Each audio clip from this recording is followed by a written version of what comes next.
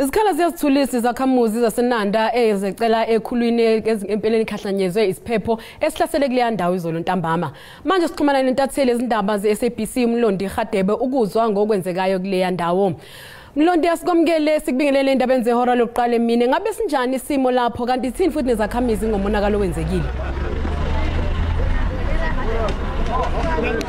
Angibingelele zakwethu nathi nje inkinga esinawo sesihambe sayofika kwenye indawo ekuthiwa isekhahlanyezwe khona lapha eThekwini nakhona kule ndawo umphakathi ukhahlamezeke kakhulu esibekele kona ukuthi kunabantu abayisikhombisa bebebikwe ukuthi balahlekile izolo ebusuku nokuthi njengamanje sekutholakale umzimba okuthiwa umzimba wengane otholakele amaphoyisa ke lapha emva kwami asekwazela ukuthi aye emfuleni athola lowo mzimba ngoba phela kuthiwa lezi zikhukhula bezikhukhula zingena endlini kakhulukazi emijondolo ekhona lapho ekhahlamezwe ekusukela lapha ku gate stop 9 stop 2 kwasekhukhuleka abantu bazofika stop 9 nokuyilapho betholakale khona emfuleni khona lapha ekhahlamezwe kanti njengamanje ezosizo lokuqala nakhona ziyalekelela ukuzama ukubheka ukuthi kukhona yini abantu abalimalile izolo bangakwazi ukuthi baye emtholampilo nokuthi bakhona yini abanye abantu engenzeka ukuthi ababikwanga ukuthi balahlekile izolo kanti njengamanje kuthiwa lengane etholakele umama wayo yena akakatholakale basazama ukuthi babheke ukuthi ngabe bazomthola kubi basehlisa umfula bazama ukuthola ukuthi ke